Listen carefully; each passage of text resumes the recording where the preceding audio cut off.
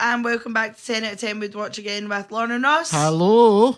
We're tired. Right. We are so sleep deprived. We stayed up for the 97th Academy Awards, and turns out that we do have enough thoughts and opinions to fill a podcast. So yeah, we do. This is our last time talking about 2025 Oscar movies. Thank fuck. And yeah, I'm tired and my brain's rattled. Like, I'm actually buzzing just to watch something that I don't need to worry about. Also, we've got all these TV shows to catch up on that we've not had the chance to watch. Like, we are so behind on everything. If you hear any jingling in the background, our cats have decided, now they've slept all day, and they have decided that the second we set up the microphones, the noisiest toy in the house has to be pulled out. So if you hear any jingle bells in the background, it's not Santa, it's just Jurassic being a dickhead. Little bastard. So anyway, without further ado, we'll crack into 2025 Oscars. We'll just go through, like, we kind of took our notes in, like, runtime order, do you know what I mean? We'll say who won, who didn't win, what was the actual ready moments of the night, which there were a few. And then this is us. You don't ever need to hear us talk about the Oscars again until next year. Yeah. So, over here in the UK, we don't have Oscars the way the Americans do, where they've got, like, the jazzy adverts and the red carpets and da-da-da. We get Jonathan Ross and whatever fannies decide to join him on the night shift. Now, I don't know who these two women were. Maybe they're really important. I have no clue who they were. It's always two nobodies. No, I know. Here, you leave Jason Isaacs alone. He was there fuck for 5 off. He minutes. was there, he was there for one award. And what he said was something, you know? He swore, then left. Yeah, that's true. It. He was like, I'm working tomorrow, I'm away. Aye. But, like, if you're a host, drop in conversation pointers, like, let your guests talk and then round it all up. Do you know what I mean? Whereas none of them were, like, listening to each other. They were all just talking over the top of each other. Yeah. And I do understand the irony of me saying people talking over the top of each other when that's all me and Ross do. Do you know what I mean? But there was no... Now when you watch Graham Norton, I understand Graham Norton can't come to ITV, but Graham Norton does it right, you know? And when things are going wrong, he knows how to, like, circle back and bring it to where it needs to be. Jonathan Ross does not have that because he loves the sound of his own voice more than anything else. So really for next year, for 2026 Oscars, gonna give a different host, man. Jonathan Ross, a nightmare. So we'd read there was going to be like a 10-minute Wicked number. Yeah. So we were kind of like, is it going to be a medley? Or are we going to get just the 20 minutes of Defying Gravity done in real time? The movie version. Aye. Wrap your pish. But Ariana Grande came out and it was given very like X Factor semi-finals. Do you know what I mean? Like, she was over singing Somewhere Over the Rainbow like I've no heard for ages. And like, do you know that way? This was everything I was feared she was going to do in Wicked. So, you know what? Fuck it, babe. You have your moment. You stand on that stage and you belt every single note and note in between the notes. You wire in. Do you know what I mean? But honestly, like that whole time I was like, I'm so glad she didn't do this in Wicked. Do you know what I mean? And then your bird, your woman. Don't. I just... a lot of the musical performances this year was very bad. Like, they were not needed, and it just wasted time for no reason, because this is already a long show. Yeah. We do not need half the stuff that, like, the filler for this. No. And speeches were played off rapidly so that I could listen to Cynthia Erivo go, like one more time. Do you know what I mean? It's just, I get the grandising of it all, right, because they done this for like LA, because they had a montage of LA to be like, feel sorry for us millionaires who have lost our houses. It was like montages of like different bits of movies that have shown LA. Like, you had La La Land, you had some Twin Peaks in there, you had some Goodfellas in there, there was loads of I'm a car driving down, like, do you know what I mean? Once upon a time in Hollywood, all this kind of stuff, do you know what I mean? But you might feel sorry for these people, but they don't mention anything about the normal folk that live in LA that have generally lost everything. Yeah. They can't just fuck off to a flight to their penthouse in New York. It's 100%. Feel sorry for us. Don't think I will. Yeah. And there was a moment later on in the show where they brought out the LA Fire Department, and obviously they got a standing ovation. Like, the work they've done, the lives they've saved, you know. And I turned around to Ross and I was like they're all giving a standing ovation and a cheer as like a thank you that my $1 million mansion is safe, but we Jimmy's down the street, isn't he? Do you know what I mean? Like, perspective people, you know? Aye. There was, and another thing before we get into it is like, and another thing, like, there was I felt the start of this was quite awkward because everyone obviously knows that everything's a shit show right now, do you know what I mean? Between the fires and Trump and all the stuff that's going on, and everybody's just raging all the time, do you know what I mean? And I did feel like at the start there was a lot of dancing around it, do you know what I mean? It was like, oh, we're here being glamorous, meanwhile the world's on fire, do you know what I mean? And then it was, as the show went on, there wasn't as many political things as I thought there was going to be, but there was a few heavy hitters that I was like, yes, do you know what I mean? Like, shit had to be fucking said. Like, this is one of the biggest stages in the world. Like, Conan O'Brien said there was however many million people were watching it. Like, this is your fucking time. Say thank you, but say the shit that needs to be said. Do you know what I mean? See, when it comes to like the Oscars and all your big award shows for everything, a lot of it is like just giving yourself a wee pat in the back. Yeah. But because a lot of the speeches, obviously they're thanking the same people, so producers and that, but can you really take it serious from what these people are saying? Yeah. I understand, right? I understand there's a lot of, like, people put too much onto celebrities sometimes, right? Yeah. But you have a platform, you have all this money, and you have a platform for a reason. Yes, you were once just a normal person from wherever in America. Now you are a multi-millionaire nominated actor or actress. Like, this is your time to stand up for your fan base, for your beliefs. Like, assert yourself. And I feel like too many people are feared to do no, I think this is wrong. Everyone's just like, thanks for my wee gold statue, I'm away. Do you know what I mean?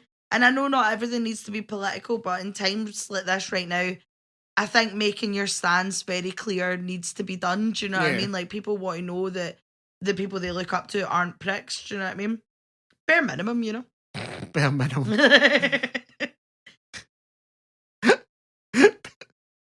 Like that one. Bare minimum. No, the fact that they've spent months making your movies and all. Bare, just get political. I don't mean it like no, that. No, I know. I'm only kidding. So, Conan O'Brien obviously started out the show. We are so sleep deprived people, okay? If this is a shit show, this is on you, babe, okay? Like, next week we'll be back to it. We are so tired. There is not enough coffee in the world to get us through today. So, Conan O'Brien started out the show and came out of, like, Demi Moore's back, like, Substance style, you know? And I didn't hate it. Like, the internet already seems to hate it, and I didn't mind it. Do you know what I mean? Like, I think they could have. No, how there's been like previous years where they've taken the piss out of like every Best Picture nominee or something. It did. Like, I'm sure there was a year, like, I think it was Kimmel did like a montage of all the movies as if he was in it and all that. Like, he could have taken the piss more out of everything, but there's been a lot of like, oh my god, he pure targeted the Substance. Like, it makes sense. It's funny. Yeah, like, relax. It was just a daft wee skit. Like, there's people I think are taking it too serious. 100%. Like this whole thing this year was very low key. It really was. It really was. They didn't want it going on for like the 4.5 hours it usually does. So it was just like get to the point and do your thing, which can appreciate, but you can't. I think people are just more annoyed at the results of what happened. Yeah, annoyed and shocked. Like, so me and Ross had put up were guesstimations on Instagram, and I was just kind of going to read them out as we hit each category. But me and Ross were so wrong. Like, it ended up being like a score draw. Like, we really underestimated Anora being the winner. Do you know what I mean? Oh yeah, I think it's either that it came to a shock or we're just so out of touch with like the movies that we've seen. Maybe we see it as like, alright, the big long drawn movies are still the favourites for these things, where there might be a shift. Like, there's clearly a shift. Yeah. Like, maybe as where there's more people voting in the Oscars, there's they made it a more diverse thing that people can see these movies now as, no, this is Oscar worthy. Yeah, and you made a point last night, and I don't know if I'm actually going to steal one of your points that you're going to say, but you made the point last night of that, like, obviously The Brutalist is a 3.5 hour epic that I fucking thought was a biopic because I'm a fucking idiot, do you know what I mean? But like, you made the point last night of that, like, Oppenheimer won last year, and that's nearly 4 hours long, and like a huge like, that is a statement of a film, you know? Aye. And maybe this year they were just like, nah, man, the monster film won it last year. Like, aye. I mean, give them the credit because it did win some things, but I don't. Because I wonder if the industry still. I mean, I do wonder if they still really care about these Oscars. If it means as much to them as it used to, but I feel that if they do it and they give it to like the 3.5, 4 hour movies, is if these people care about these type of things, is that all they're going to start making again? Yeah, I know what you mean. I mean, listen, next year we've got Christopher Nolan's The Odyssey. Do you know what I mean? Like, that's going to be a pure 4 hour bad boy. So it might come back next year, you know? So is that out next year? I think, yeah, they're all filming it now. Oh, God. That's why they were saying, like, the reason the Oscars was so quiet was because everyone's filming the now. Because I read a thing and it was like, oh, because they're still talking about the writer strikes, they're still blaming the writer strikes, right?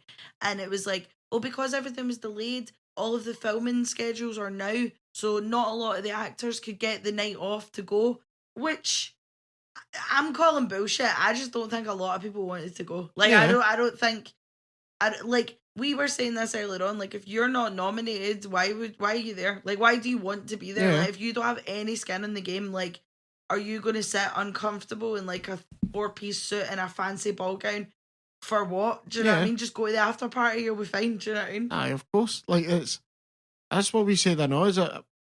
If you're say you're there to support somebody, like say it was your partner or like the director and all that, but it's a long time to wait about. You're wasting your whole day. 100%. So we'll dive in. Like, they hit out with best supporting actor like straight off the bat. I thought we were going to need to wait till the end. Yeah, the first one, that's a bit of a shout. Yeah, because normally like the start is all like editing documentaries, short films, like, and it's by the end you really need to wait for the big ones. Oh yeah, aye. So for best supporting actor, I had Kieran Culkin and Ross had Guy Pearce, and I won 1.3, and so deserved. Like, honestly, Kieran Culkin so deserved. I thought it's like, that's the Kieran Culkin thing. Like, I don't know if he just is never prepared. Like, he's won every best supporting actor award this season, so I don't know why he wasn't prepared for the Oscar. Do you know what I mean? But or if this is just his bit, you know, this is just his gimmick. But I think it's just his shtick. Yeah, his speech was lovely. Do you know what I mean? And he was like, "Oh, I didn't think this was my trajectory, but like, happy days." And then obviously like called out his wife and was like, "Oh, last year you said you wouldn't give me any more babies until I won an Oscar." Well, I'd like, they were pure laughing at all that. It was pure cute. I was like, let's not air the laundry out, but like, it was cute. I was happy. I was a happy boy. I say he beat out Guy Pearce for The Brutalist, Yuri Borisov for Anora, Yep. Edward Norton, A Complete Unknown, and Jeremy Strong for The Apprentice. So it's quite a tough category. I thought all the categories this year were pretty stacked, don't you know what I mean? Like we said last week, like, even if our picks for Best Picture didn't win, it was like, it was any man for themselves. Like, every movie was good except for one. Do you know what I mean? Like, when I'm saying that as if, like, I think I picked one correct, so I clearly don't know what I'm talking about. No, we ended up in a score draw. Yeah, but it was only one each. It's hardly, it's hardly like 4-4. But I mean, like, there was only one category that out of our predictions, which we could kind of say that no, like, that's gonna happen. Do you know what I mean? But like, even see the other ones, it's like hair and makeup and all that. Is it? This is the first year we've watched. Was it? No, this is close. Mm-hmm. Like, you, even if your pick didn't win, you can't be annoyed by a lot of the results in this. Absolutely not.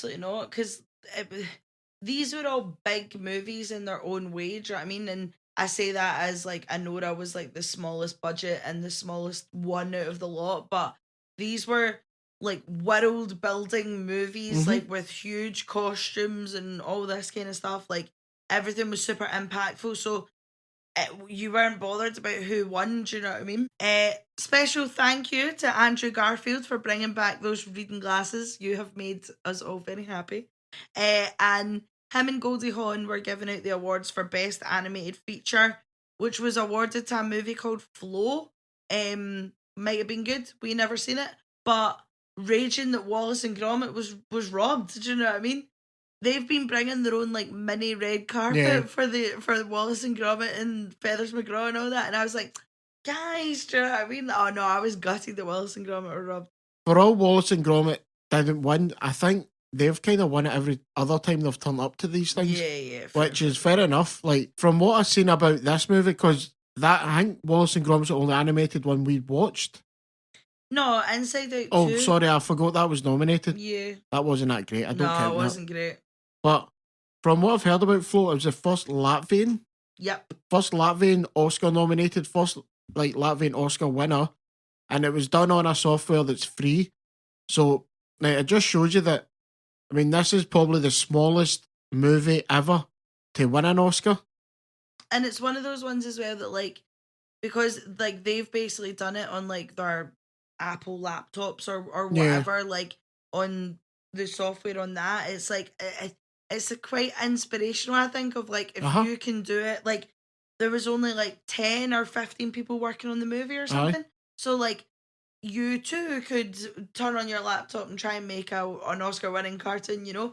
And I did feel like that was the theme of the night, of just like the little guys coming back, you know, like the little guys showing that he's still here. Do you know what I mean? There was a lot of independent, small made things that were winning that I was like, no, good for you. Do you know what I mean? Yeah, the indie ones really done well this year. I think a lot of the categories where the more money wins is more the technical side of it. Yes. Which obviously, I mean, I'm saying that like Marvel not have bajillion dollars to spend, they don't win, but a lot of the blockbuster movies won in those categories. But it does seem like it's just a shift into like the storytelling and that is just more than the grandeur of the movie, which is good to see. Yeah, we're going back into like artful movies, you know? Like, as they say, that is it, movies with something to tell. Yeah.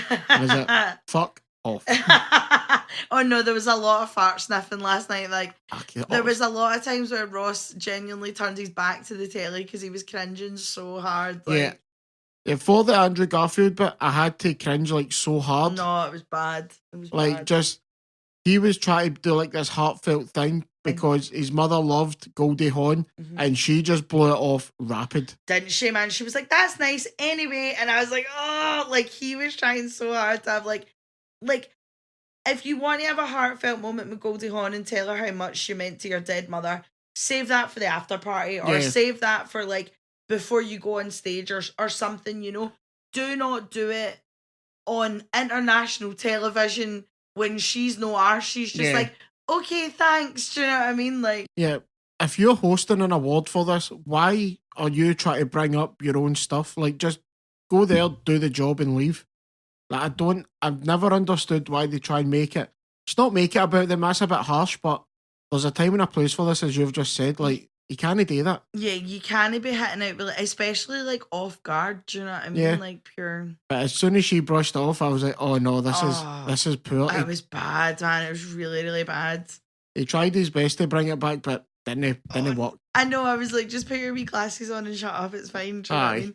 I like Andrew Garfield. I just wish he would take a day off. You know, like he really is. He does take himself way too seriously. Do you know what I mean? Like. Apparently, he is now going out with Monica Barbaro too, of a complete unknown fame. Not confirmed, but there's a bit of gossip for you guys. So, for best costume, Wicked won. And I was like, fair enough. Do you know what I mean? Like, everybody looked class in Wicked. Like, costumes are great. Someone from every nominated movie came out and talked about how the costumes helped them get into the film. And honestly, I was surprised that Nosferatu didn't get it. Purely because of how much work was put into making it like period accurate. Do you know what I mean? Like But then Lily Rose Depp was like, oh yeah, putting on the costume made me feel the oppression of women. And I was like, okay, wire in, do you know what I mean? And then John Lithgow did it right, where he was making jokes about, oh, I miss my conclave costume because I could have like second and third helpings at catering and you couldn't tell, do you know what I mean? Yeah. Like, let's have a good time with it, do you know what I mean? Yeah, it's all meant to be about like celebration, but it's just funny seeing you can tell like the younger ones are like, we are so serious about this. Yeah, like, yeah. This is all as if they're trying to prove themselves. And well, it's their time to prove themselves, isn't it? Like, they all want to be the heavy hitters. So no, I get that, but the Oscars ceremony isn't that time. It's on the screen. Like, do your job, and people will take you serious. Totally, yeah. Like, people would take Lily Rose Depp more serious if she wasn't making shite. Do you know what I mean? Like, Nosferatu is like the only good thing I've ever seen her in. But like, I think it would have been cool for Nosferatu to win like costume or makeup or even set design, do you know what I mean? Like, Robert Eggers has not stopped talking about how much work he put in to try and make everything like era specific, you know? But like, honestly, fair play to Wicked for winning, you know? And when he got up and announced that he was the first black man to win, like, the standing ovation and the joy, and people were really there to like uplift him and were proud, you know? And I was like, fucking good on you, my guy. Like, it was a night of a lot of firsts, and it was a historic night for a lot of things, you know what I mean? Like, there was a lot of like first time winners, 4-time winners, first people from like certain countries winners, like that. This is the first ever Latvian Oscar, like, do you know what I mean? So I did think, as much as it was low key and things, like, it's going to make the book somewhere, you know? Oh, it's got to. Straight after that, Sean Baker won the first of 4 wins for Best Screenplay for Anora.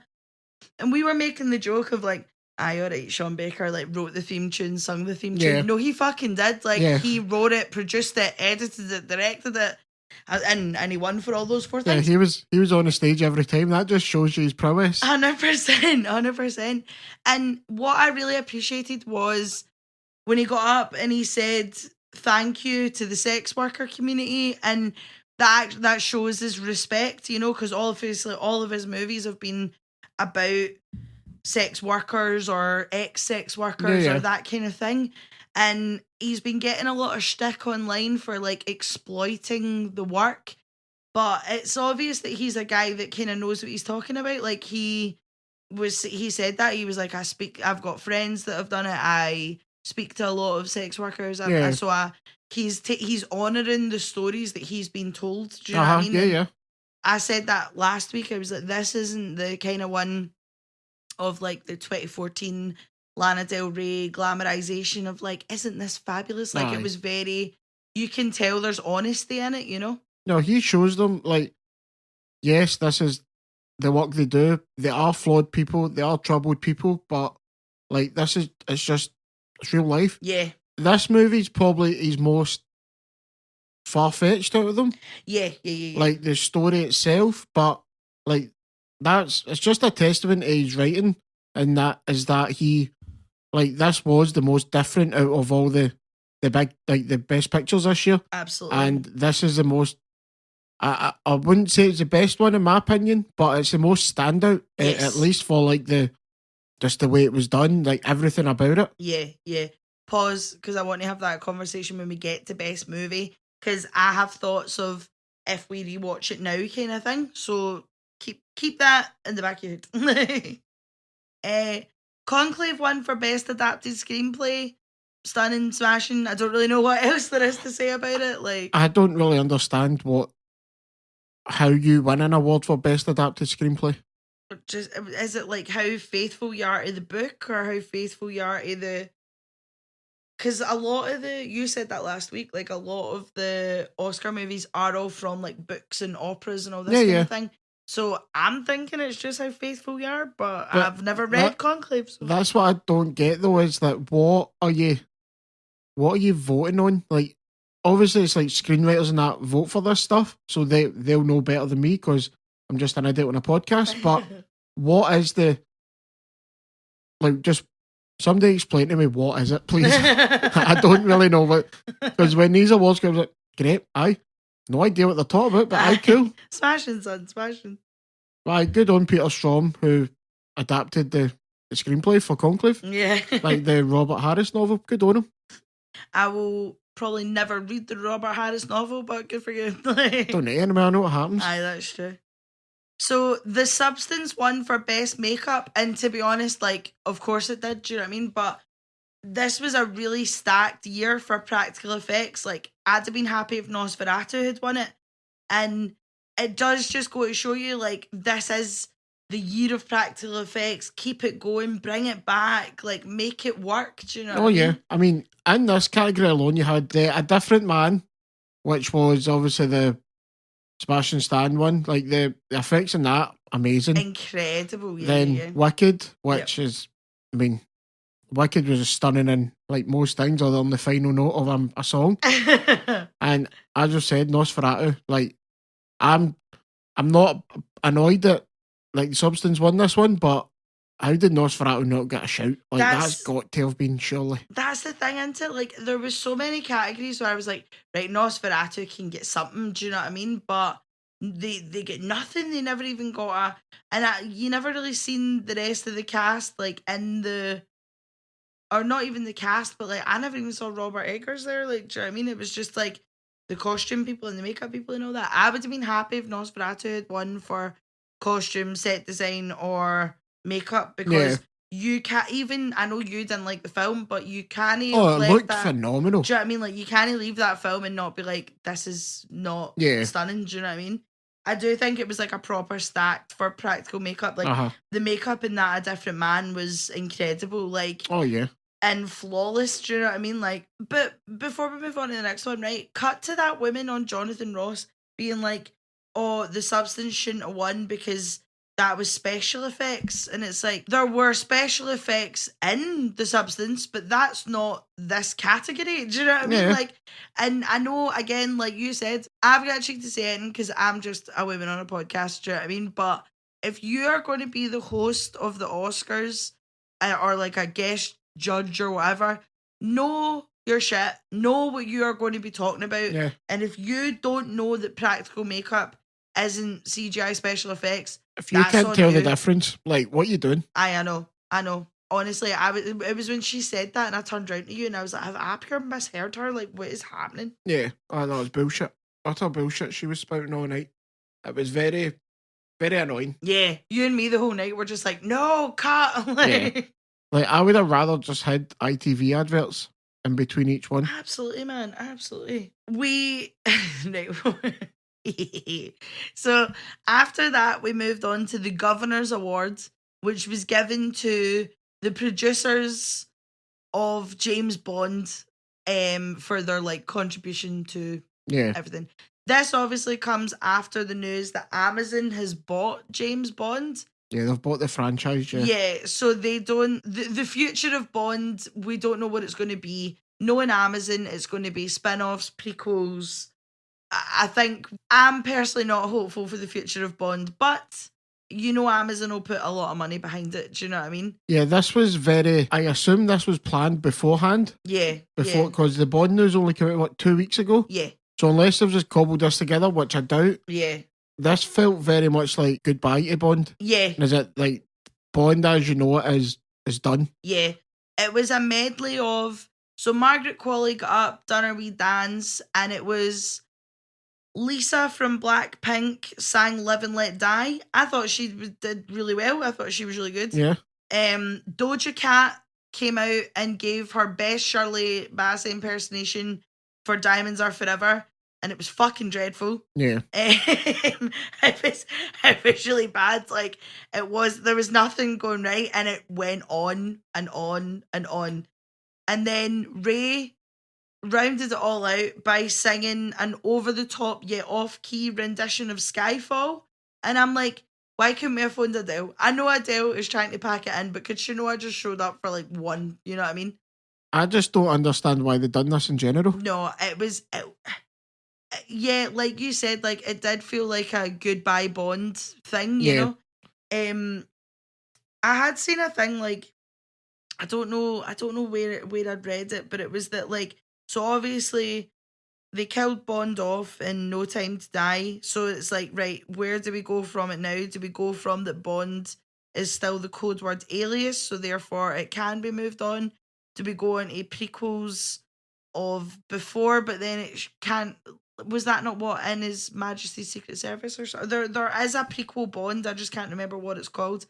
And then or going on to like side characters and all this kind of thing. Like we thought it was going to be an announcement of a new Bond. Like I thought after Skyfall or something, like somebody was going to like rise from the floor and be like, "It's me, Bond." Do you know what I mean? What a better time to announce it. Totally. It's like, fair enough. I know Amazon have just bought it, so they'll probably want their own man in, or man or woman, I should say.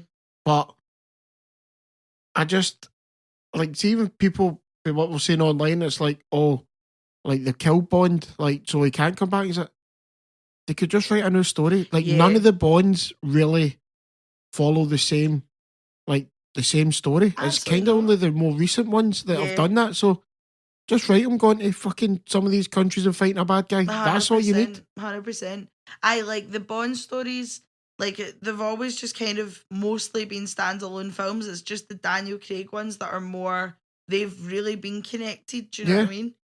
But I was the same as you, especially because like we've had like Henry Cavill up for it allegedly. We've had Anne Taylor-Johnson up for it allegedly. There was talks of the woman who played. I can't remember, but she was in No Time to Die.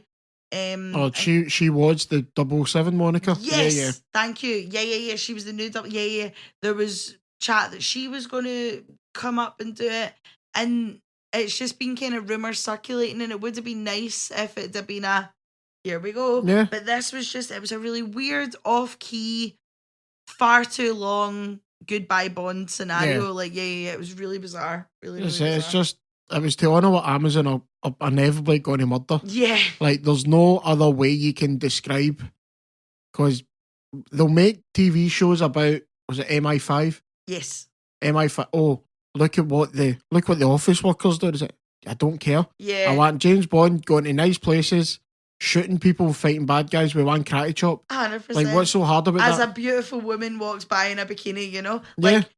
Like, there's nothing wrong with the Bond formula. Like, this is what people want from their Bond movies. Like, I'm not going to Bond to have my mind blown with like new thoughts and ideas and new perspectives on the world. I'm sitting down to watch Shoot Shoot Bang Bang Pretty Lady. Do you know what I mean? I don't want to be in deep thought thinking about Bond. Yeah. So we're still up in the air on what's going to happen to Bond and who's going to be the new Bond, but you know, we'll see what Amazon do. So afterwards, it was for best editing, and Daryl Hannah stormed on that stage like an absolute fox. And the first thing she said was, "I stand with Ukraine." And especially after the Trump and Zelensky stuff, she got like a raucous applause. Yeah. A raucous applause from everybody in the room. And good for her. Like, do you know what I mean? Honestly, I couldn't be in love with Daryl Hannah any more than I already was, you know? And Sean Baker won again for best editing, and every different speech he came up and thanked a different person. I can't remember what order they came in, but one of his speeches was like for his mum taking him to the cinema when he was 5. I think that was the best picture one. Oh, right. Okay. Oh, best director, sorry. I'll tell a lie. But this one, I believe, was everybody to go to the cinema. That was it. Yeah. Like, oh no, was that not the last one? Or whatever. Regardless. Yeah. There was one where he was like, everybody needs to go to the cinema. Like, you need to watch these movies in the medium that they were done. Like, we need to fight against distributors who are putting everything on streaming. And we all need to go to the cinema. And I was like, well, you know what? Make it fucking cheaper. Do you know what I mean? Stop selling your stuff to Prime and Netflix then after it. Like, 2 weeks after it's out the cinema. Amen, like, brother. You don't get to complain that go to the cinema, then have it on streaming straight after. Like, it doesn't work that way. Or on streaming while it's still in the cinema. Like, that's bullshit. Like, you can't do that. Like, I don't care how indie you want to be. That's just, it's not on. No, I agree. Right, you ready? Right, go. So the next one is, now this is fun. This is going to liven us up a bit. Best supporting actress. And do you want to guess who won it? Zoe fucking Saldana. Now listen, No beef to Zoe Saldana, right? I'm not going to lie to you, right? I'm not going to lie and say I was ever a Zoe Saldana fan before this. Like, she's never really been someone I've taken that seriously. She's such a non-entity. Yeah, like, she's in everything, do you know what I mean? And has been in everything since we were, like, well, Crossroads with Britney Spears was the first time we probably saw her. And she's been in about everything ever. But it just so happens that she's in this fucking awful film. And I'm not being funny. Emilia Perez, I think, tried to game it a bit more than what they should have, because it was every fucking category Emilia Perez was in it. And I was like, how many, like, what? Like, they put themselves in for fucking everything. Yeah. And every time their name popped up, I was like, no, they actual can't win it. But Zoe Saldana won. And to be honest, should she have won? No, absolutely not. There was other actresses that were better, but to be fair, she's won it every single like award show this season. You know, she's the only one that's not been like blipped out. Do you know what I mean? Aye. Now my problem is the four she's up against is Felicity Jones in The Brutalist. Not in it a lot, fair enough, but great in it. Yes. Monica Barbaro, complete unknown. Class. Right, she was great in that. Ariana Grande playing a very massive character. Like, you can't. Like, she's in the whole film. Yes. And Isabella Rossellini, not in Conclave much, but she's great in it. Now, Zoe Saldana has the most screen time in Emilia Perez. She has more screen time than Carla Sofia Gascon. Yes. So how can she be the supporting actress? Yeah. If she's in this movie for like an hour and Sophia's only in it for like 50 minutes. Yeah. So who's she supporting here? She's the main. She's the lead in this. Yeah. Obviously out with the shit that woman's done, like on Twitter and all that. Like, Zoe Saldana's the lead. Yeah. Like, I don't care what anybody says. The movie starts on her and ends on her. You are not a supporting actress. People say it's the story of the cartel boss going through it, but I see it as it's her story of dealing with that, essentially. I mean, that's a very basic way of putting it, but it's her having to navigate how to do all this. Yep. So, how the fuck is she a supporting actress in this? I agree. And I know there will be further Emilia Perez rants throughout the rest of the episode, but I also think every time Emilia Perez came up on stage, they showed you the quote-unquote good bits, right? And when I say good bits, I mean the bits that weren't an open ready. Do you know what I mean? Like, that El Mal song ended up winning, which we will fucking get into. I actually think that was the next category. Oh, no, it wasn't. It was documentaries. We'll come back to that. But that El Mal song won, which is one of the more least offensive songs. But that's what me and Ross said the whole time, is like, it's really funny how the bits that they've shown make this movie look good, make this movie look interesting, and it's the biggest pile of shit that I have ever seen and will ever see. Like, people in my work and all that have been asking, like, oh, is it really that bad? And I'm like, don't even watch it for a joke. It's a disgrace, an actual disgrace. There's movies you show people because you're like, this movie's really, really bad. Like, off the top of my head, that terrible movie, Malignant, with that woman that's now going out with Sebastian Stan. I think I showed that movie about 6 times to people just to be like, look how fucking dreadful this movie is. Like, but with Emilia Perez, I'm like, let's not. Like, I already gave that movie 2 hours of my life. I'm not doing anything more. Like, this was the ultimate Netflix, like, power pulling to get something. Now, I've seen people say that they have to give it something. I was like, no, they don't. Do they? This movie was not worthy of anything. It shouldn't have been in Best Picture. No. It shouldn't have been in any of them. This is Netflix throwing money at people. Absolutely. Like, I don't care if they say they don't do it, they can't do it. They fucking can do it, and they have in the past with certain films. Mm-hmm. So don't tell me that they haven't done this. That's bullshit. 100%. And also, like, you and me had said that last week as well, is that, like, out of all of the Best Picture, like, nominations, every single movie was good except Emilia Perez. Do you know what I mean? Like, we were like, we would be happy if any of these movies won. Oh, yeah. But if that fucking movie won, honestly, we were panicking, man, because it was coming up in every fucking category. They were showing clips of it. They were cutting to the people, and you and me were panicking. We were like, if this fucking wins, like, I don't want to watch the Oscars ever again. Do you know what I mean? Like, you can't. Like, this would have been the crash of our generation. Do you know what I mean? Like, oh yeah, this movie. Now you get it every Oscar season. There's a movie that maybe shouldn't be there, but in years to come, people come to see that. But now that might happen with Anora this year. I don't know. Like, only time will tell.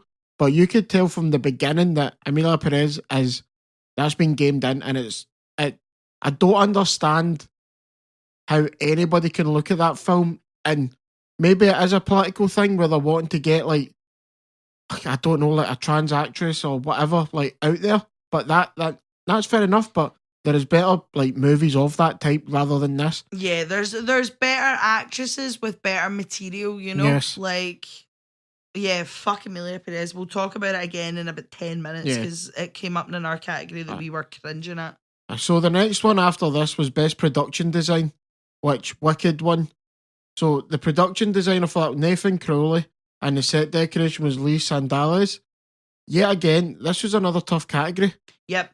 Like, so you had Wicked, Dune Part 2, Conclave, Nosferatu, and The Brutalist. All looked beautiful. Yeah. All were really, like, encompassing of the world. Like, there wasn't any, like, none of those movies looked awful. Do you know what I mean? So, again, I was the same as you. Like, I'd have been happy with whatever had won. Do you know what I mean? The only bit I'd be unsure about is Dune, because that was very special effects heavy. Yeah, but they built it in Marrakesh. No, I understand that. Marrakesh. But I see with them having so many special effects in it, if you could take it away from that. But I do, like, out of all of them, I really thought Nosferatu was a shoe-in for this, because that, absolutely. See the castle scenes alone, like that, and the Nosferatu where he's in the forest, but that's probably the best looking, like, sets you'll see this year. Now, I understand they need to take the whole movie into regard, fair enough, but see, for those two alone, I'd give this the Oscar. 100%. And see, even the bit, I think, which is now the, like, iconic bit of Nosferatu, where it's like the town as the shadow hands going across it and stuff. Yeah. And it's incredible, do you know what I mean? And as much as you and me were like, Robert Eggers, bit of a prick, like, but the man puts the work in to make everything as accurate as it can possibly fucking be. So, like, give him a nod, do you know what I mean? Give him a something, like. I wonder why this didn't get the recognition. I wonder if it came out too late, because obviously it only came out in America Christmas Day. Christmas Day?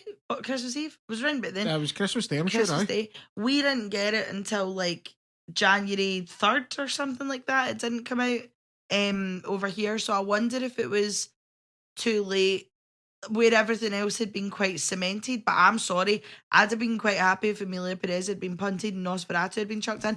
I also, last week when we were like, what movies were snubbed, it was only after we'd finished to edit it and the episode was out. Nosferatu. And we were like, why the fuck did we not say Nosferatu? But I know you didn't like Nosferatu, but I'd have been quite happy with that. Like, do you think that might have been the problem though? Is it it's not that memorable?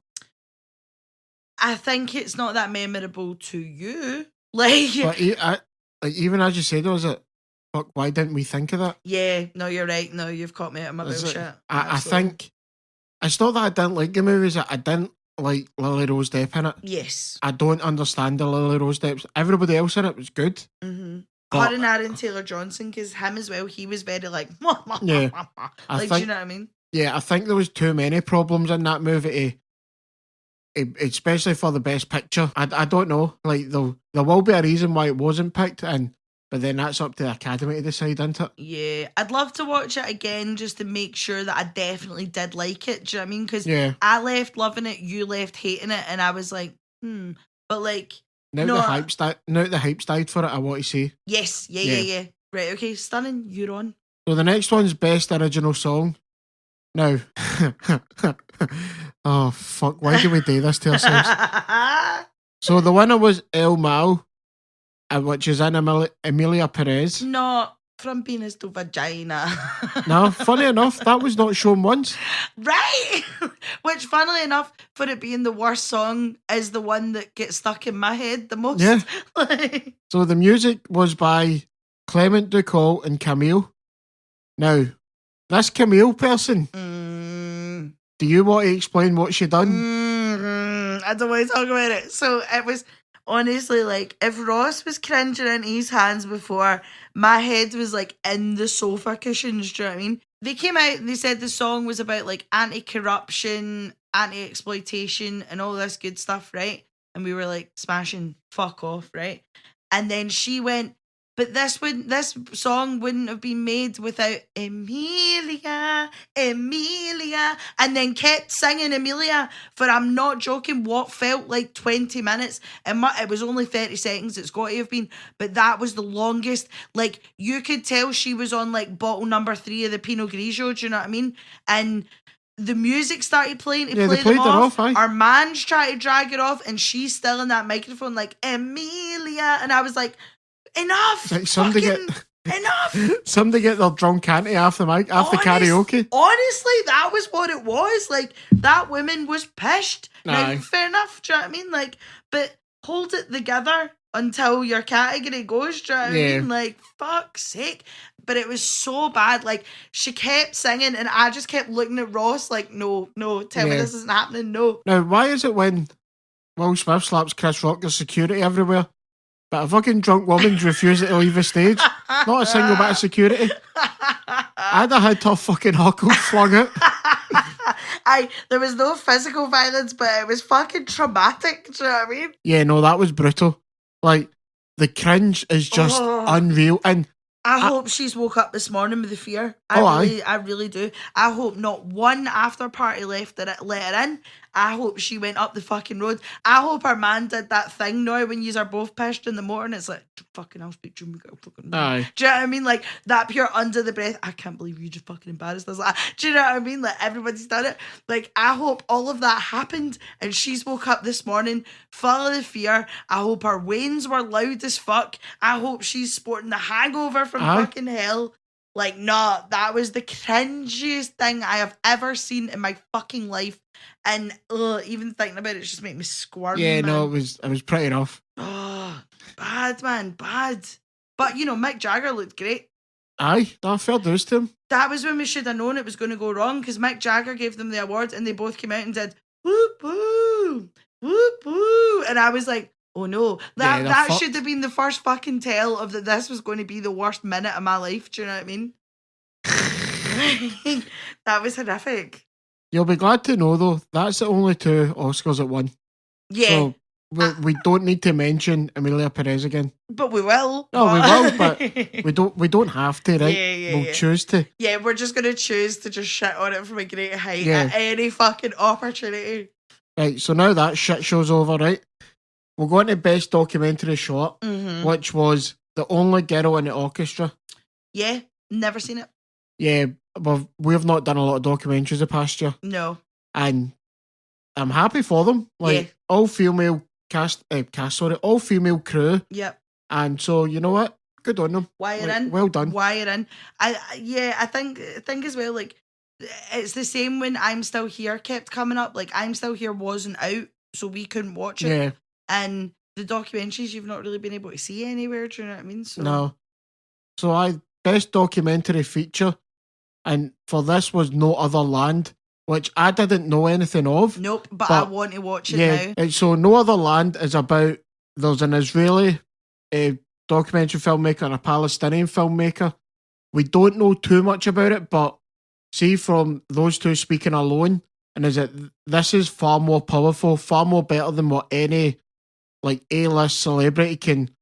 I mean, they try and sound sincere, but these two are actual living this. Like, absolutely, and you couldn't have got any more sincere than those two. Like, with those two, like, you can tell it's like they, like, not that they mean it, because obviously they mean it, but it's like this is the major issue in their life. Whereas even you saying Daryl Hannah, see her coming out shouting Slava Ukraine, then just continuing on, it means nothing. Yeah. That's not going to... Who does that help other than her showing her support? But these two are like, the world needs to fucking change here. This is like ridiculous what's going on. It was the most overtly open political statement that was said during the night. Yeah.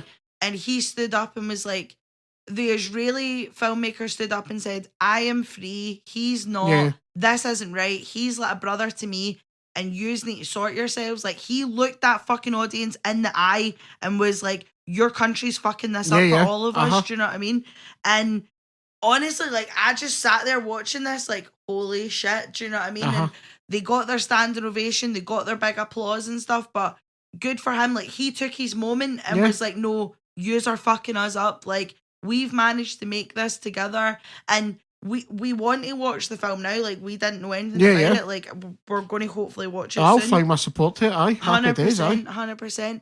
But, like, there was a lot of, like, when I was looking up this morning, there's a lot of, like, oh, but it doesn't really pick a side, blah, blah, blah. And it's like, that's not what it's about. Yeah, the thing is just telling you the story. Do you know what I mean? And it just so happens that these two should be on quote unquote opposite sides, and they're not. Do you know what I mean? No. And they are standing together, and it was a beautiful speech. Do you know what I mean? It was gorgeous. Yeah, for Trump's, as I've said, anything like celebrities say half-heartedly at these award shows, like oh, that's terrible what's happening over there. They didn't go there to congratulate everybody who helped them. It's like, guys, Palestine's fucked. Like, they're in trouble. Like, what are you doing? Yeah. And like, you can just tell the difference between people like them saying it and somebody coming out and just be like, oh, help them. Is it? Yeah. No, like, you can just, it's unreal. Like, that was probably the best moment of the Oscars for me last night. I agree. It was really, and do you know that way, like, he wasn't mincing his words at all. Like, he was just straight up, like, down the camera. Your foreign policy is really damaging us and continuing, like, helping this continue to happen. Yous need to make change. Do you know what I mean? And that's what I mean by what I said at the start of the episode of that, like, these celebrities have platforms, fucking use them. Do you know what I mean? And this guy's not even a celebrity. Well, not in America, not in the Western world. He is now. But, like, he's not a celebrity, and he stood up and been like, troops. Do you know what I mean? Like, gonna something to help us out. Do you know what I mean? Which I really appreciated. Yeah, I just don't think the celebrities, as I say, they always come out with this stuff, but I don't think they mean it. Nah, do they? It's just a phrase they say to be like, oh, look, I support them. 90% of these people don't care. No. And do you know what? See, if you don't, that's fine, but don't hit us with the fucking, oh, here's a little buzzwords, that will keep people happy. Yep. If you don't care, just shut up. Yeah. Get the fuck out the way for the people who do care and do something about it. Do you know what I mean? So now we've got the politics out the way, right? We'll go into the best sound editing. Winners obvious. June Part 2. June Part 2 won Best Sound Production and Best Visual Effects, which is it's obvious. Do you know what I mean? That's a no fucking brainer. Yeah, it looked phenomenal. Like, so it looked and sounded phenomenal. Yeah. All Denis Villeneuve movies look great, so it's hardly it's not a shock. Aye. Yeah. And what I was annoyed about though, right, is like, now there was like 4 people for each bit, sound production and visual effects, right? And they would only get to person number 3, and then that music started and started playing them off, and I'm like, no. Yous let that cow sing Emilia 5 times, but you can't let him stand up and thank his ma? No. Yeah, you let Conan O'Brien waffle a lot of pish. Yeah, do a song about wasting time, and then having, like, they had Shai Hulud, the sandworm, playing, like, the harp and, like, skateboarding about and all this kind of shit. You couldn't get the sandworm on to fucking let them talk? Like, nah. Nah, bullshit. I'm biased, though, because I think June 2 is a fucking masterpiece, do you know what I mean? But that kind of annoyed me. There was people who they played off who it was like, they only needed, like, 15 more seconds. Do you know what I mean? There's only 3 of them there. Let this wee random guy thank his mom and his bird, do you know what I mean? Like, especially the people you don't see. Like, you don't see who's the best, like, editors or absolutely not cinematographers. Not, you don't see all that stuff. So let them have their moment. Absolutely. It's like, I think that some of the award shows, when you see this, especially, it seems like an inconvenience to need to do these. Yeah. So, like, but it's like, these guys make your movies. It's not fucking Adrian Brody chewing the scenery. It's the guys filming him, the guys who have set everything up. Yeah. They'll spend months on it before Adrian Brody's even set foot on a stage. 100%. The guys who are making like the ambience at the background, do you know what I mean? Like keep it like if they didn't set the mood of the scene, your actors get nothing to propel them. Do you know what I mean? I totally agree, Ross. I totally agree. Yeah, I mean the technical awards to go to June Part 2 is it's a no-brainer. Yes. Like you can't be shocked. You shouldn't be shocked anyway. Yeah, absolutely not. Like they always push forward like the envelope of how far they can take these things. And no doubt June Messiah will do the same. The next part was In Memoriam, and that part always normally chokes me up, right? Like, that's normally the part where you sit and you're like, oh, I forgot they died. Oh, I forgot, do you know what I mean? But they did a really weird thing this year where, now, I couldn't name you the piece of classical music, but it was really ominous and quite threatening. And I was like, are these people dead? Or are you threatening that you're going to take them out back? Like, what the fuck's happening here? Yeah, are they being executed? What's happening? And I don't know if I've just heard this piece of music in a movie where something like that's happened and that's why I thought that. Yeah. But they were clearly really trying to have like a heartfelt moment about like Maggie Smith and Gene Hackman and David Lynch and everybody else. But I was just like, this is really giving me the fear, guys. Like, is everybody all right? Do you know what I mean? Yeah, it was very dark. Like, I know it's a somber moment. Like it's a somber moment, but like a sad somber moment. Not I'm going to threaten your fucking life. Like that was fucking ominous as shit. It was so bizarre, and they missed out Tony Todd and Michelle Trachtenberg as well. That's the two I can think of. Yeah, I know obviously like because they fucking included Gene Hackman who only died like 3 days ago. Oh, there was I say there's the excuse. I mean, Michelle Trachtenberg and an Oscar thingy, no, but you were Dawn and Buffy, calm down. Yeah, but I understand is that she was an actress that died, so she should be in it. Tony Todd, the face of horror for fucking many Candyman. years. You know what I mean? Aye. The next award was for cinematography, and fucking Joe Alwyn popped up, jump scare of the fucking night. But Brutalist ended up winning for cinematography. Again, Kushti, wiring, it looked gorgeous. Like the part that they showed them filming is the part in the trailer where like the sparks are coming up as Adrian Brody's having a snout, and it looks great. And it was showing how they filmed it and stuff. Beautiful work. Do you know what I mean? And that's all I have to say about that because Joe Alwyn really just put me off the whole thing. I don't know enough about cinematography to get into it.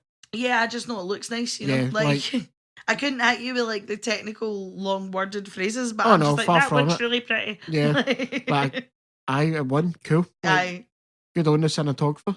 I'm Still Here won Best International Picture, and honestly, I wish we had more to say about I'm Still Here, but the only reason we've not spoke about it is because it wasn't out anywhere. Like, it wasn't out in cinema, or if it was, we missed it. It's not been out in streaming or anything like that, so that's genuinely the only reason we've not watched it. Like, we do want to watch it to just round out the set, do you know what I mean? But I wish we had something nice. Once it's available to watch, we'll watch it. Yeah, man, like, 100%. I mean, it clearly deserves attention. Yeah, oh no, absolutely. I am like 4 episodes from now, we'll be like, oh, we finally watched it, by the way. Like, aye. Shite. Aye.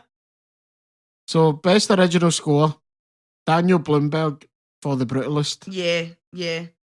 I thought that Wicked had this in the bag because obviously the Wicked score is the original score from the musical. Do you know what I mean? Yeah, but it's not for the movie though. Like, they didn't write a score for the movie. They used the one that's had. Like, it's original in the sense of when they done it on Broadway. Well, done it for the musical, but it's not original because they've used it in the movie. Do you get what I mean? Yeah, no, I get you. I really did think Wicked had it in the bag, but then when Brutalist won, I was like, why are you in? Yeah. I mean, that or Emilia Perez. Wait, what the fuck? Why the fuck? Like, no.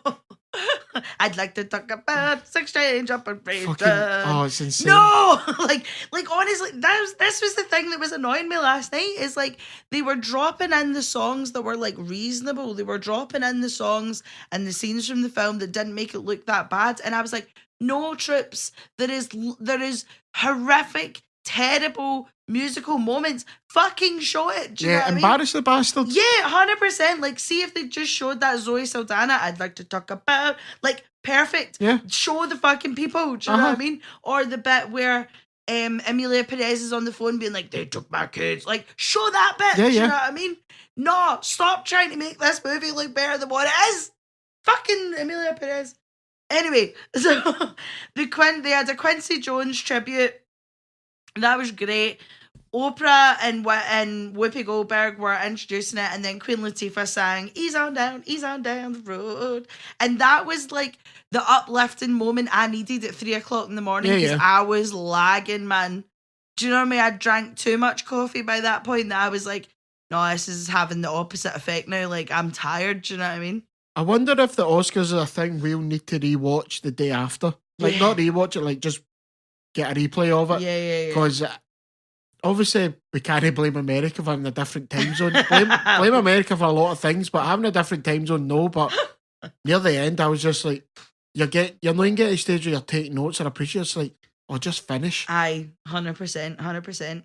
I think that was the uplifting bit that we needed, but to be like, woo, and then you were swinging Jurassic about making him do the dance and all that. He was loving it, aye. 100%. Only bit me twice. 100%. Like, honestly, like, I think I needed that wee jolt to be like, cool, perfect, we're still here. Do you know what I mean?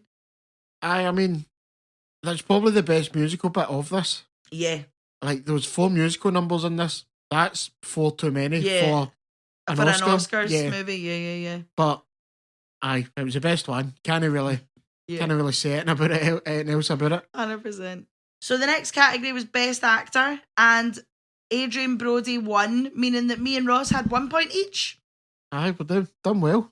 I know, we got this so wrong. Yeah, we don't know what we're talking about, man. Absolutely not. So, like, I do understand that Adrian Brody deserved it, right? I thought he was really good.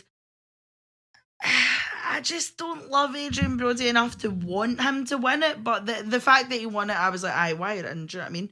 Like, again, though, like we've been saying, like, this has been a stacked year for actors and movies, do you know what I mean? Like, except you, Emilia Perez, but I would have been happy, like, whatever actor had won it, like, do you know what I mean? But I was also appreciative that Adrian Brody didn't waffle pish.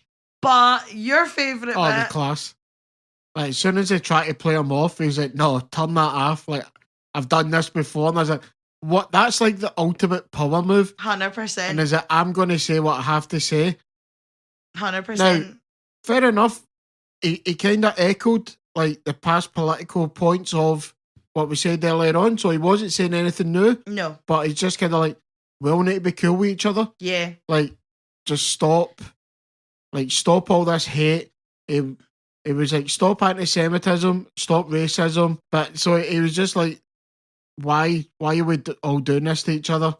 And I was like, it was just that ultimate, nah, turn it off. It was like, so funny, man. When the music started, he was like, nah, turn the music off. I was like, do you know what? Fair play. And that's what I mean by, like, they had, was it 45 seconds? 40 seconds to 45 seconds. Supposed to have 45 seconds.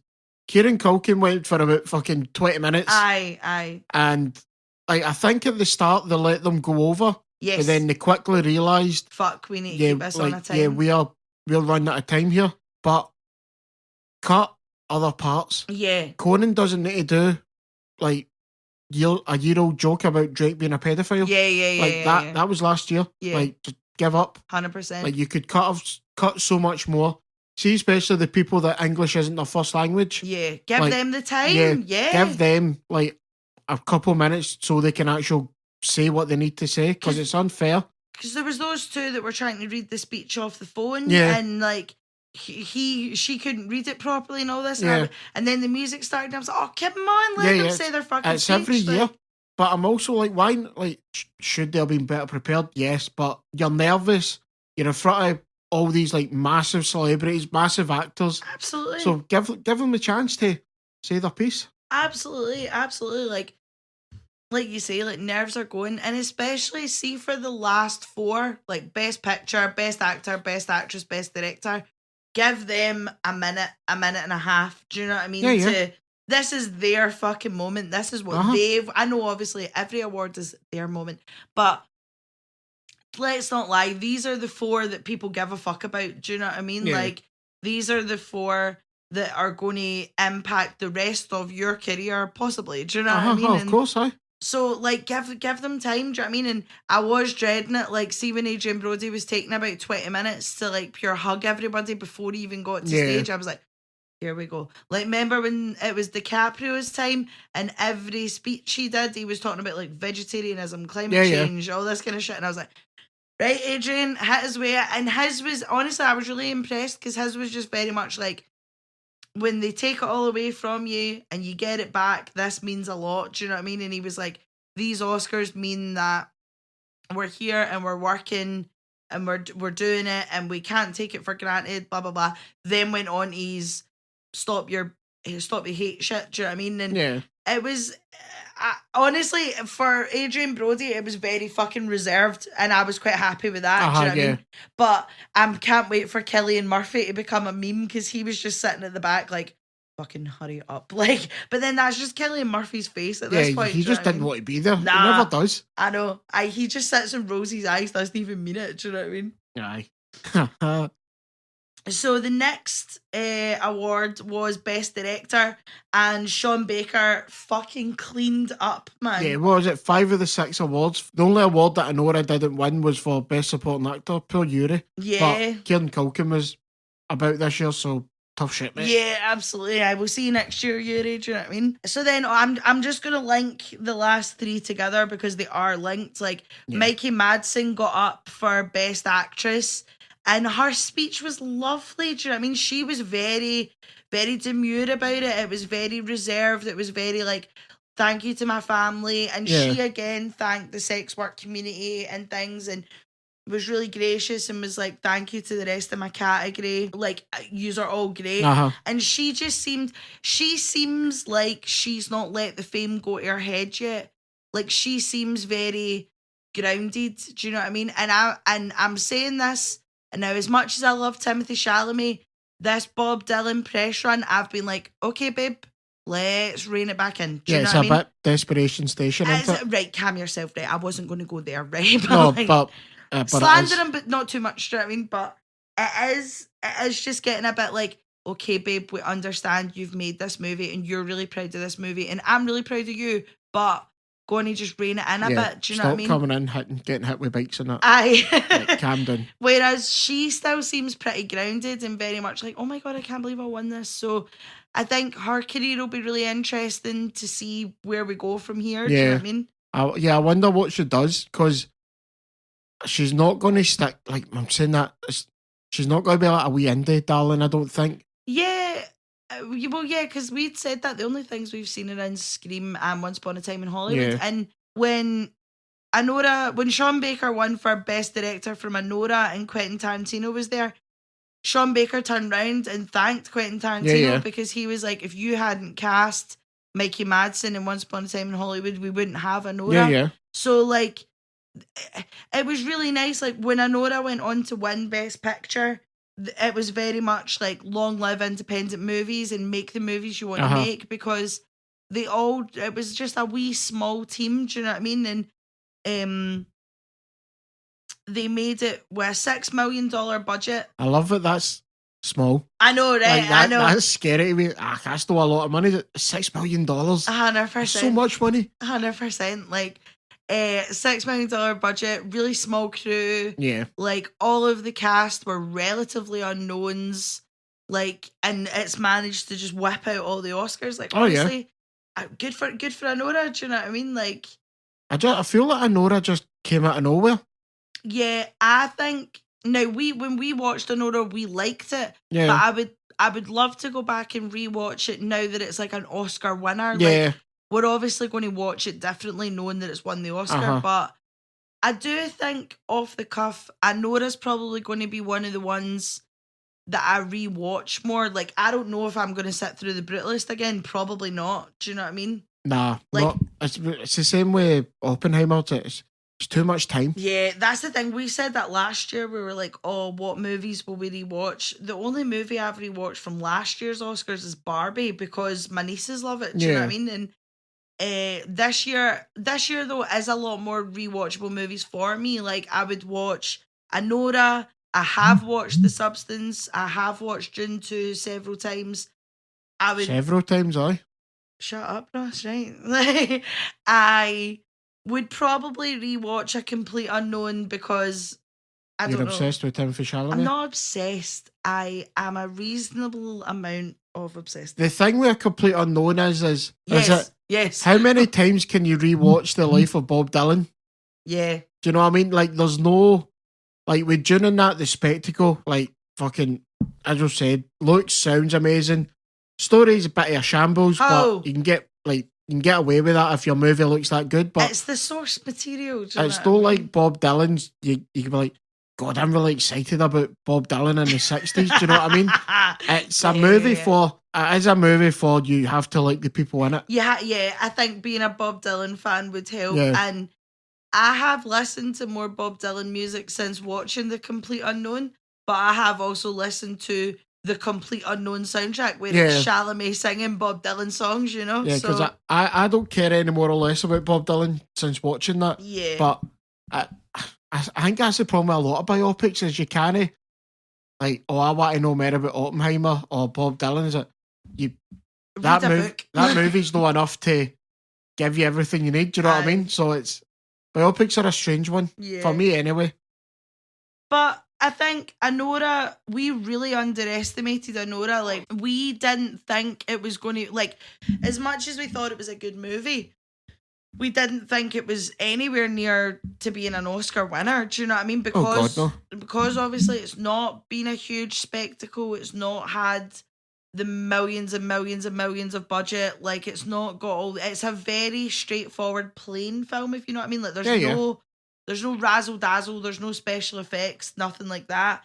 So we really underestimated it. So the fact that cleaned up, I think, signals I knew. I say I knew. It's all just coming back round full circle. Do you know what I mean? Like, they do this every so often. Like, when it all comes back around, and I think they'll be more willing now to give indie directors more money, more budget. I think the fact that The Substance was in there for Best Picture is going to mean that horror can be considered for more than just makeup, because the only horror movie that's ever won an Oscar is Silence of the Lambs. Every other horror movie's just been like makeup and stuff like that. Do you know what I mean? So I think most of the directors this year were pretty unknown directors, and most of the cast in a lot of these movies were pretty unknown, or not unknown, but I mean like up and comers. Do you know what I mean? It's not your Scorsese's, Tarantino's, your Brad Pitts, your De Niro's. Yeah. It's like a newer generation of filmmaker coming out,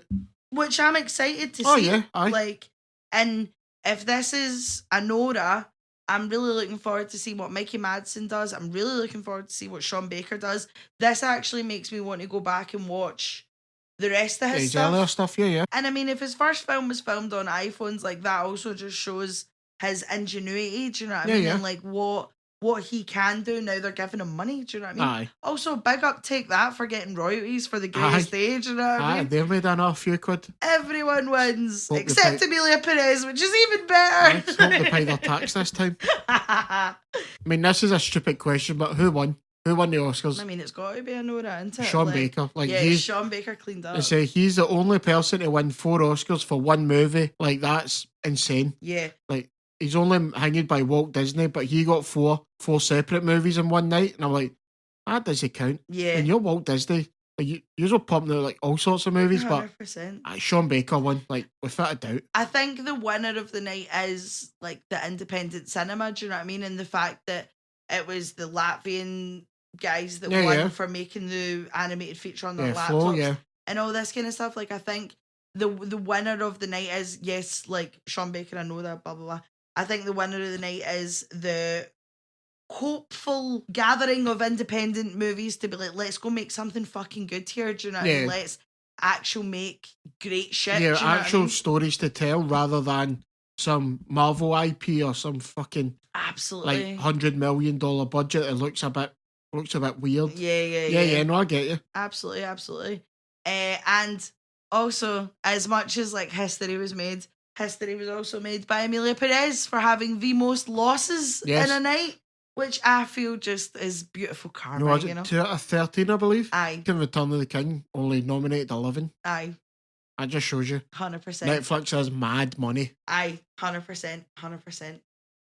Well, guys, this has been our Oscars 2025 episode. We will not speak about the Oscars or Emilia Perez again until next year. Well, not Emilia Perez, the Oscars. Yeah. And we'll see you next week for, let's pick something light-hearted, man. Let's pick something like just a wee daft thing to dip our toes back in the water. I get you. Nothing super shite.